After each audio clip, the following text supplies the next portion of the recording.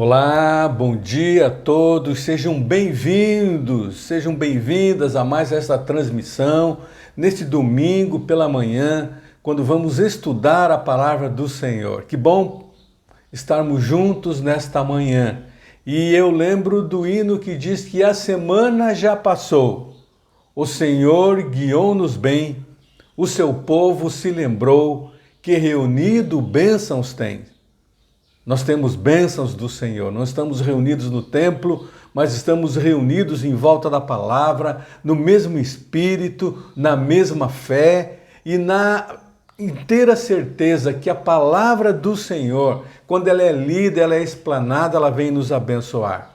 E este hino diz que hoje dê a pregação, gozo e paz ao coração. Esse é o desejo da minha alma, do profundo do meu coração, que esta mensagem, esta palavra de gozo, de paz ao seu coração, e possamos começar esta semana, neste domingo, agora, o primeiro dia, com alegria, com fé, sabendo que o Senhor estará nos conduzindo passo a passo.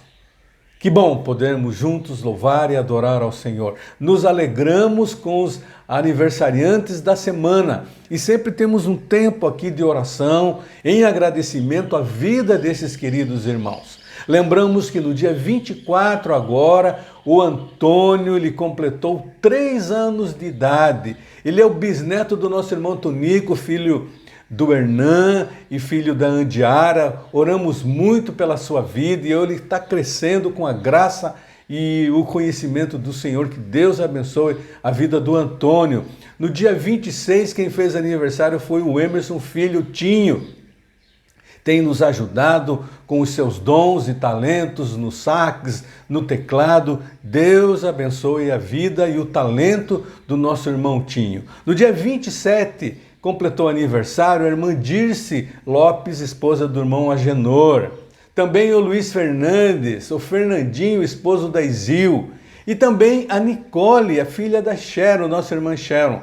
A Nicole tem ajudado muito a nossa igreja, em especial no programa Comida Boa, um programa do governo do estado, quando a nossa igreja pôde receber e atender dezenas de pessoas. Que Deus esteja abençoando também a vida da Nicole. Eu lembro que hoje, dia 30, está aniversariando a minha irmã Sorá e também vamos orar pela vida dela, pela sua saúde, pelos anos que Deus ainda tem a cada um desses aniversariantes. Eu queria lembrar você que agora já estamos no mês de setembro. E mês de setembro é o mês da pátria, quando oramos pelo nosso Brasil e como nós precisamos orar pelo Brasil. E nós vamos em setembro levantar a nossa oferta missionária Pró-Missões Nacionais. Setembro, mês de missões nacionais. Março, mês de missões mundiais. E nós vamos juntar as duas missões e vamos levantar uma grande oferta para que os missionários sejam atendidos com as nossas orações, com as nossas ofertas. Que Deus esteja, portanto, abençoando a sua vida, a minha vida, e setembro seja um mês glorioso. E que logo possamos voltar a nos reunir no templo e esta pandemia possa efetivamente passar. Vamos orar? Eu queria convidar você a baixar sua cabeça onde você está e se colocar diante do Senhor em oração, pedindo a bênção dele sobre os enfermos. Temos tantos enfermos, queridos nossos, irmãos nossos de outras igrejas, da nossa igreja. Vamos orar por eles. Vamos agradecer a Deus pela vida dos nossos aniversariantes. Vamos agradecer a Deus porque estamos vivos, estamos bem, até aqui o Senhor tem nos ajudado. Então baixe a sua cabeça e comigo vamos levantar um clamor ao Senhor. Pai querido, nós te louvamos, porque o Senhor é Deus. E nos reunimos agora em volta da tua palavra, muito embora separados fisicamente, mas unidos em espírito, agradecendo a Deus pela semana que passou, pela tua boa mão que tem nos guiado, nos conduzido. Eu quero agradecer a vida dos teus servos que completaram mais um ano de vida. Que a tua bênção, a tua graça continue, Deus, sendo derramada sobre a vida deles nesse novo ano de vida que o Senhor tem dado a eles.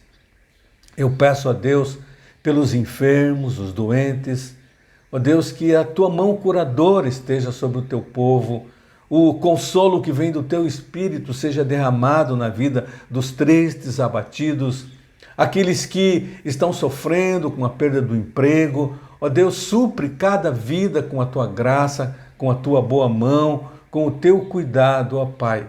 Eu rogo pela nossa cidade, eu rogo pelo nosso país, ó Deus, em meio a tantas enfermidades, que a tua mão curadora venha sobre nós e que logo, ó Pai, possamos voltar à normalidade, voltar aos cultos presenciais, voltarmos a estar cada um junto com a sua família, juntos como igreja, ó Deus, e que a tua bênção esteja sobre nós.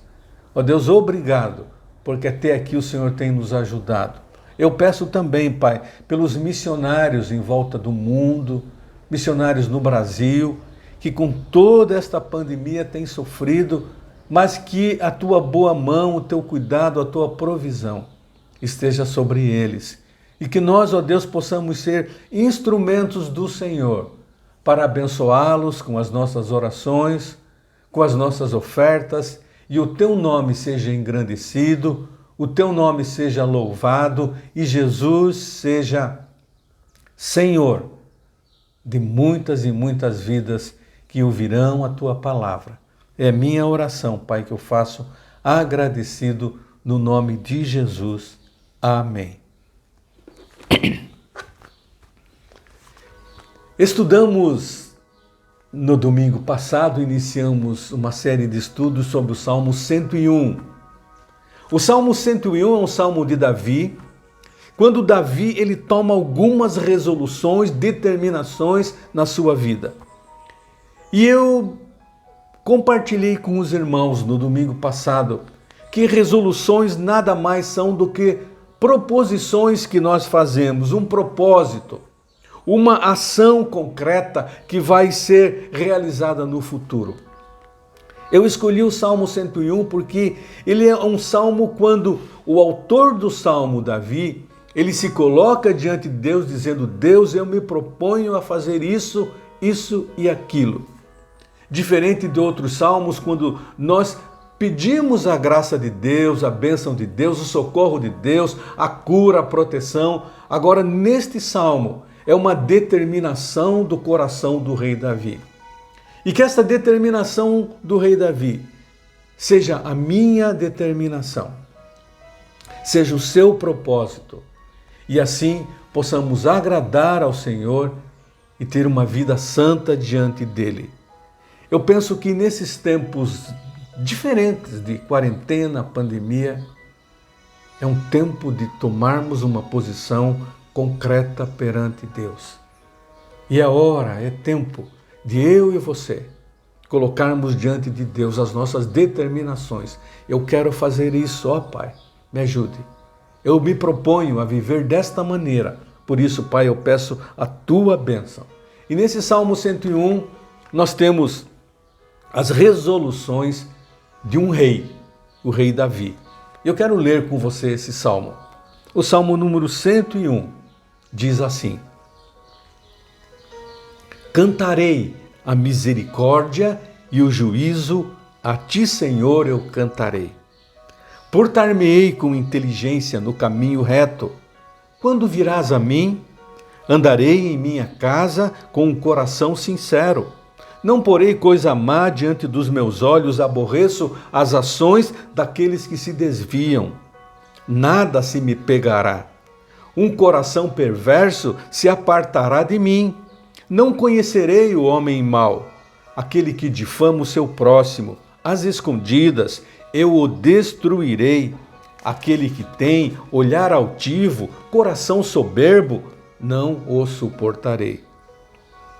Os meus olhos procurarão os fiéis da terra, para que estejam comigo. O que anda num caminho reto, esse sim me servirá. O que usa de engano não ficará dentro da minha casa. O que profere mentiras não estará firme perante os meus olhos.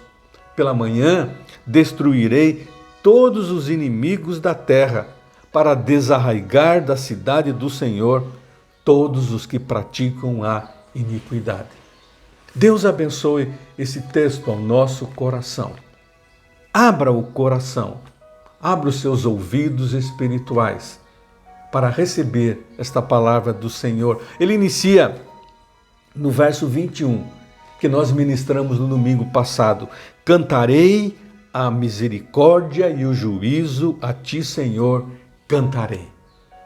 Ele já inicia dizendo: eu louvo ao Senhor, eu vou cantar a misericórdia, eu vou cantar o juízo de Deus. Eu queria dizer para você que nós devemos sempre bendizer o Senhor quando Ele nos julga e quando Ele vem julgando o nosso pecado. Mas também quando Ele vem e perdoa o nosso pecado com a sua misericórdia. Spurgeon lhe diz que há tanto amor nos golpes da sua mão como nos beijos da sua boca. E Davi ele entendeu isso quando Deus o castigou pelo seu pecado. Ele entendeu e ele louvava a Deus, mas também ele engrandecia a Deus pela misericórdia de Deus. Eu quero desafiar você a lembrar sempre que Deus é bom. Em todo tempo, Deus é bom. E no verso 2, portar-me-ei com inteligência no caminho reto. Quando virás a mim, andarei na minha casa com um coração sincero. Esta é a segunda resolução, segundo o voto do rei Davi. Seguir o caminho da perfeição. Ah, que desafio para a minha vida. Que desafio para a sua vida. Nós seguirmos o caminho da perfeição. Ele diz assim: atentarei sabiamente, com sabedoria, ao caminho da perfeição. Davi, ele mostrou a certeza que ele tinha que Deus era um Deus misericordioso na sua bondade, mas um Deus de justiça, e ele entendia que ele precisava seguir a perfeição para manter esse relacionamento com esse Deus amoroso, misericordioso. Mateus, Jesus diz ali: sede vós perfeitos como é perfeito o vosso Pai Celestial. Esta é a ideia. Quando Davi diz: eu vou buscar o caminho da perfeição, o meu desejo, o seu, de buscarmos a perfeição, a exemplo de varão perfeito como Cristo. O grande teólogo Berkeley, ele diz assim, que nesse capítulo 5 do verso 48, Mateus 5, 48, quando ele diz sede perfeitos, a ideia lá no original é uma coisa perfeita, ela é quando ela realiza plenamente o propósito para o qual foi planejada, foi projetada e foi feita. Nós seremos perfeitos a exemplo de Cristo quando cumprirmos o objetivo que Deus tem para a nossa vida, os planos que Deus tem para a sua vida, os planos que Deus tem para a minha vida. Quando nós seguirmos esses planos e cumprirmos a vontade de Deus, nós estaremos seguindo no caminho da perfeição. O único que não teve pecado foi Jesus, mas nós podemos seguir o seu exemplo e quando pecarmos, pedirmos o perdão do nosso pecado. Seguirmos a santidade, sem a qual ninguém verá o Senhor. Pedro, na sua primeira carta, no capítulo 1, ele diz: como filhos obedientes, não vos conformando com as concupiscências que antes havia em vossa ignorância, mas como é santo aquele que vos chamou, sede vós também santos em toda a vossa maneira de viver. Porquanto escrito está: sede santos, porque eu sou santo. Esse é o desafio diário, meu e do irmão, da irmã, buscarmos a santidade. Davi está dizendo para mim e para você que eu preste atenção no caminho da integridade. E quando ele fala integridade, nós podemos pensar na inteireza, estarmos cheios, inteiros dessa perfeição, na busca da perfeição. É claro que Davi, ele não se via como alguém perfeito. Você conhece a história dele. Ele pecou, arrependeu e Deus derramou misericórdia. Mas ele tem uma frase bonita nesse salmo quando ele diz ali: quando tu virás a mim. Ele está dizendo para Deus: Deus, por favor, me dê forças para que eu possa trilhar o caminho da perfeição. E com essa dependência do Senhor em mente, ele coloca esses versículos para frente, dizendo: eu vou proceder com o coração reto. Eu vou proceder com o coração reto. E ele diz algo importante aqui: no interior da minha casa. Davi era um rei, um homem público, tinha que manter uma imagem pública, mas ele está dizendo para mim e para você: mais do que a minha imagem pública, eu quero ter uma imagem privada, lá dentro da minha casa, e que lá dentro da minha casa eu possa expressar que eu estou caminhando na trilha, no caminho da perfeição. Meus irmãos, minhas irmãs, Deus deseja que a nossa vida pública, aquilo que as pessoas veem, ela seja uma vida íntegra. Mas também Deus deseja que a nossa vida privada seja norteada também por esse proceder justo e reto. Davi, como rei, ele tinha em mente que não era somente a maneira como ele se portava no meio do público, no meio do povo, nas aparições, nos discursos, mas ele tinha em mente que lá dentro da sua casa, na sua vida particular, ele precisava ter uma vida de retidão, um coração reto. Ah, como temos nos assustado com tantas notícias, escândalos que são revelados de homens públicos, de líderes religiosos, que daqui a pouco a imprensa começa a esmiuçar a sua vida e vai ver que lá na sua vida privada, no íntimo da sua casa, escândalos e mais escândalos, denegrindo o Evangelho de Cristo, denegrindo a imagem de cristãos. E Davi então lhe diz: eu quero ter uma vida reta, um coração reto também dentro da minha casa, não só publicamente, para que as pessoas vejam, mas lá dentro do meu lar. Por isso Paulo, quando escreveu a Timóteo, ele diz que aquele que aspiraria ao ministério como ele deve governar bem a sua própria família, tendo os filhos sujeitos a ele com toda a dignidade. Se alguém não sabe governar a sua própria casa, a sua família, diz Paulo, como poderá cuidar da igreja de Deus? Se um homem sai mal dentro da sua casa, onde ele influencia poucas pessoas, como poderá lograr êxito quando tiver de governar as massas humanas? Não só o homem, mas a mulher. Como se não tem uma vida reta diante de Deus?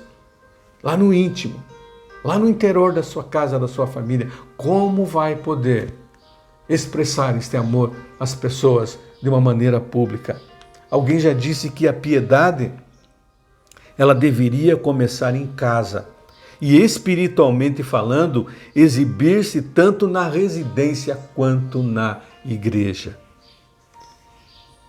Quantos homens são mansos como o cordeiro, entre outras pessoas, ao passo que em suas casas são como vespas, são como tigres? É um desafio para mim e para você. Uma vida íntegra no total dela, tanto fora de casa, mas especialmente dentro de casa. E ele então parte para uma terceira resolução, que me anima, que me motiva a viver assim. O verso 3 ao verso 5 dizem assim: não porei coisa má diante dos meus olhos, aborreço as ações daqueles que se desviam, nada se me pegará.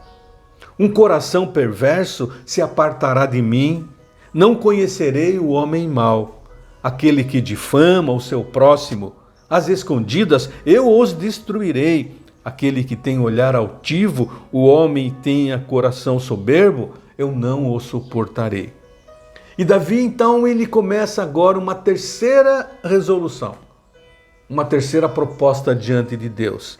Manter-se separado daquilo que é impuro, manter-se separado daquilo que é mal, daquilo que é profano, isto é, que vai contra os princípios de Deus. Ah, como nós precisamos disso.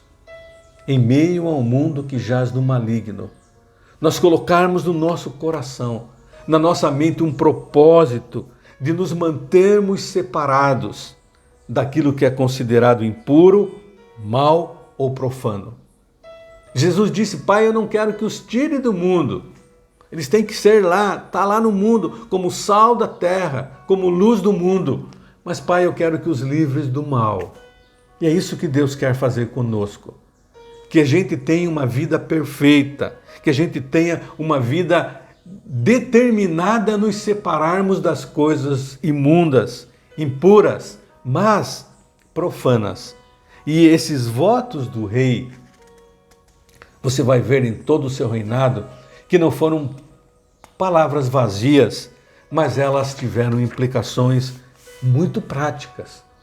E ele diz ali: não porei diante dos meus olhos coisa alguma que seja perversa. Como rei, ele diz: eu não posso fazer vista grossa aos erros dentro da minha nação, dentro da minha família.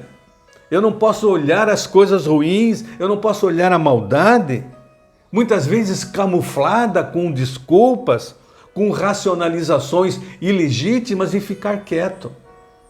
Uma palavra para nós também. Eu não posso ficar cego diante dos horrores que estão acontecendo no mundo. Os nossos olhos, ele diz lá, não porei coisas perversas diante dos meus olhos. Mateus, no capítulo 6, versos 22 e 23, diz: os olhos são como uma luz para o corpo. Quando os olhos de vocês forem bons, todo o seu corpo será cheio de luz. No Sermão da Montanha, Jesus falando. Porém, se os olhos de vocês forem maus, o seu corpo será cheio de escuridão. Assim, se a luz que está em vocês virar escuridão, como será terrível essa escuridão? Daqui, o autor está dizendo, os olhos, outro texto diz, são a candeia do corpo, que vão iluminar a nossa vida. E Davi, ele tinha muita força para falar isso, porque ele foi testado. Quando deu a maior escorregada moral da sua vida, que todos nós lembramos, quando ele lascivamente olha Betseba e aí vem o pecado. Começou com um olhar, e daí veio tudo aquilo que você conhece, o adultério de Davi com Betseba. E essa mancha jamais vai se apagar da sua biografia. Apesar dos grandes feitos, apesar do perdão que Deus deu a ele, homem segundo o coração de Deus, mas tudo começou com um olhar. Tudo começou com um olhar. Ele colocou diante dele coisa injusta, uma outra versão. E muitas vezes, o pecado, ele começa com um olhar, os nossos olhos. E esse é o nosso desafio. É o nosso desafio. O olhar, o começar. E muitas vezes aí nós caímos. Um olhar, duas vezes olhamos, colocamos a nossa vista firme e por causa do olhar, primeiro, nós caímos no pecado, numa vida depravada. Eu lembro a história, eu estava lendo a história relatada por um escritor. Ele fala de um homem lá no 4º século em Roma, um homem chamado Alípio. Ele queria ter uma vida reta, santa. E ele não queria se comprometer com algumas coisas horríveis que aconteciam no Império Romano. Entre essas coisas horríveis, as arenas romanas, o Coliseu romano em especial, quando nesse Coliseu haviam os combates, os gladiadores, as lutas mortais. E ele decididamente ele recusava a ir e participar e assistir esses espetáculos, pois ele detestava aquela brutalidade, aqueles programas bárbaros. Mas um dia conseguiram fazer a cabeça do Alípio e de tanto insistirem, ele foi a uma arena assistir um embate dos gladiadores. E ele não queria, na verdade, assistir aquele espetáculo sangrento. E diz a história que ele então fechou os seus olhos e não quis ver. E ficou com os olhos fechados. Mas daqui a pouco um grito cortante fez ele dar uma olhadinha, na hora em que um dos lutadores estava sendo ferido mortalmente. E quando ele abre os seus olhos e começa a olhar, a partir daquele momento, a sua sensibilidade foi embotada. Alípio juntou a sua voz aos gritos da multidão que cercava todo aquele coliseu. Daquele momento em diante, ele passou a ser um homem mudado, mas mudado para pior. Não apenas se tornou assíduo frequentador desse esporte, que podemos chamar de esporte, mas ele passou também a convidar outros e a ir com as outras pessoas a participar dos horrores, dos embates dos gladiadores. O escritor que conta essa história, ele destaca que, apesar de Alípio ter entrado na arena com a sua vontade de não assistir, daqui a pouco ele abre os seus olhos e começa a olhar, começa a participar, daqui a pouco ele está juntamente com aqueles com os quais ele dizia que nunca iria participar. O mal, muitas vezes, ele vem, começa com um olhar, um primeiro passo, uma primeira decisão. E a exposição do mal, ela mostra que pode acontecer com as melhores pessoas, que ao sentirem aquele gosto do pecado, aquele prazer destrutivo, aquela alegria falsa, aquele gozo falso que Satanás coloca, daqui a pouco elas estão escravizadas por ele.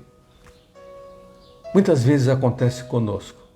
É um primeiro passo, é um primeiro olhar, mas todo mundo faz, mas não tem problema. E quando vemos, estamos afundados no nosso pecado, na maldade do nosso coração. E somos então levados ao mundo da perdição, longe de Deus, sem alegria, sem paz no coração. Assim, meu irmão, minha irmã, cuidado com aquilo que você olha, aquilo que você põe diante dos seus olhos. E hoje, mais do que nunca, a televisão, a internet é um desafio para nós. Se você passa horas e horas na televisão, se você passa horas e horas na internet, navegando nos porões da internet, se você passa horas e horas nos filmes e nas novelas que denigrem a imagem do Cristo vivo, você precisa tomar uma decisão. A decisão de Davi. Eu vou colocar diante dos meus olhos somente aquilo que é bom. É um desafio para nós. Esse conteúdo moral, esse conteúdo da televisão, da internet, você sabe, tem decaído a cada dia, constantemente. Mas há uma boa notícia. Eu e você não precisamos cair conforme o conteúdo moral da internet e da televisão. Eu e você podemos dizer não, desligar a televisão, sair do computador na hora certa. Com esta decisão, eu vou seguir o caminho da perfeição. E os meus olhos não verão coisas perversas, coisas que denigrem a imagem de Deus. Ah, meus irmãos, minhas irmãs, louvado seja Deus pelos livros, pelos filmes que edificam a nossa fé. Encha a mente de você com aquilo que pode fortalecer a sua fidelidade a Deus. Nesse tempo de quarentena e isolamento, leia sua Bíblia, leia livros inspirados, evangélicos, palavra do Senhor, internet, veja coisas boas, blogs que tendam você a seguir esse propósito de santidade. Deus, Ele nunca simplesmente nos tira do mundo, mas Ele quer que nós busquemos a santidade. Tirar não somente o que é velho, o que é podre de dentro de nós, mas colocar diante de nós coisas boas, coisas novas. Por isso, olha essa lista de Paulo aos Filipenses, irmãos. Tudo que for verdadeiro, tudo que for nobre, tudo que for correto, tudo que for puro, tudo que for amável, tudo que for de boa fama, se houver algo de excelente ou digno de louvor, pensem nessas coisas. Algo nobre, verdadeiro, correto, amável, boa fama. Que propósito lindo de Davi que deve ser o meu. Não porei coisa má diante dos meus olhos. Ah, meu irmão, minha irmã, que desafio. Precisamos cuidar muito daquilo que vemos, porque através daquilo que os nossos olhos veem, através daquilo que colocamos diante dos nossos olhos, nós estamos definindo o tipo de cristão que nós queremos ser. O tipo de cristã que você quer ser. E começa com isso, colocando diante dos olhos coisas más. E quando preparava esse sermão e orava e meditava, eu lembrei de um cântico que as crianças cantam, que a gente deveria ter aprendido quando era criança. Cuidado, olhinho, com o que vê. Cuidado, olhinho, com o que vê. O Salvador do céu está olhando para você. Cuidado, olhinho, com o que vê. E ele continua nesse cântico dizendo, cuidado, boca, com o que fala. Cuidado, pé, onde você anda. Cuidado, mãozinha, com aquilo que você pega. Cuidado, pezinho, com aquilo onde você pisa. Mas a ênfase agora nesse salmo é cuidado, olhinho, com o que você vê. O Salvador do céu está olhando para você. Cuidado, olhinho, com o que vê. E ele diz ali no verso 4, dentro desse propósito, um coração perverso se apartará de mim, não conhecerei o homem mau. Não conhecerei o homem mau. O Salmo 18, verso número 26 diz, com o puro te mostrarás, com o perverso torne-se inflexível. Novamente, Davi, ele expressa a sua reprovação quanto às más obras dos homens. Muitas vezes nós compactuamos com as más obras dos homens. E Davi, ele diz, eu não vou compactuar com o erro. Ele diz ali, eu odeio o agir dos perversos. Isso não terá ligação comigo. O coração depravado se desviará de mim. Eu não vou conviver com o mal, diz Davi. É uma determinação. Ele expressa a sua reprovação quanto às coisas más. Paulo lhe diz lá, primeira carta aos Tessalonicenses, capítulo 5, abstende-vos de toda aparência do mal. Davi está dizendo, eu odeio o agir dos perversos. Isso não terá ligação comigo. E eu quero falar isso, eu quero mostrar isso claramente. mas muitas vezes nós nos esquivamos disso. O pastor Batista, pastor negro morto, assassinado, tem uma frase que diz: o que me preocupa não é o grito dos maus, mas o silêncio dos bons. Nós precisamos falar em alto e bom som que não concordamos com isso e aquilo, que denigrem a imagem de Deus, que vão contra os princípios, mas nós nos calamos. Não é verdade? Davi diz: eu não vou me calar, eu vou falar, eu sou contra isso, que vai contra a palavra de Deus. E eu estava lendo a respeito de um homem, no tempo do nazismo, quando o nazismo estava caçando as pessoas, e ele diz assim, havia uma perseguição nazista, e há um testemunho de alguém que diz assim: um dia vieram e levaram o meu vizinho, que era judeu. E como não sou judeu, eu não me incomodei. No dia seguinte vieram e levaram o meu outro vizinho preso, que era comunista. Como eu não sou comunista, eu não me incomodei.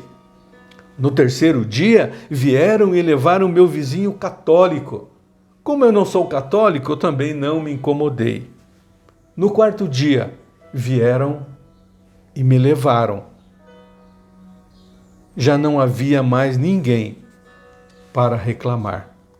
Quando os bons se calam, os maus triunfam. Meu desafio nessa manhã para você, mais do que nunca, a igreja do século XXI, nós precisamos relembrar os nossos votos. Se você não tem feito os votos ao Senhor, faça, e se fez, cumpra-os. Se nunca você fez votos ao Senhor, faça e coloque isso diante de Deus. E diga: a Deus, eu não posso compactuar com todo o sistema mundano. Eu não posso tolerar o pecado. Por isso Paulo aos Romanos diz: não vos conformeis com este mundo. Ele está dizendo: não se tome a forma deste mundo, não se acomode ao esquema mundano. Desafio nesta manhã: vamos seguir o exemplo de Davi. Que esse seja o nosso propósito maior. Que estas lições deste salmo, desses versículos, façam algo especial no seu coração. E coisas práticas, você e eu possamos praticá-las daqui para frente. Coisas práticas, algo concreto na minha e na sua vida. Próximo domingo, continuaremos nesse mesmo salmo. Outras resoluções de Davi que nos inspiram a tomar as nossas resoluções. Deus abençoe a sua vida. Uma boa semana até o culto da noite. Mas antes eu quero orar agradecendo esse tempo. Pai querido, obrigado pela tua palavra. Ajuda-nos a cumpri-la. Que o exemplo do teu servo Davi nos leve a buscar propósitos novos, santos, diante do Senhor. Se temos errado, ó Deus, perdoa os nossos pecados. Venha com a tua misericórdia e nos perdoe. Mas nos ajude. Venha e nos encontre com a tua graça, com o teu poder e com a tua força, para que possamos viver uma vida reta, santa, diante do Senhor. É minha oração, no nome de Jesus. Amém e amém. Deus abençoe a sua vida. Até uma próxima, se Deus assim nos permitir.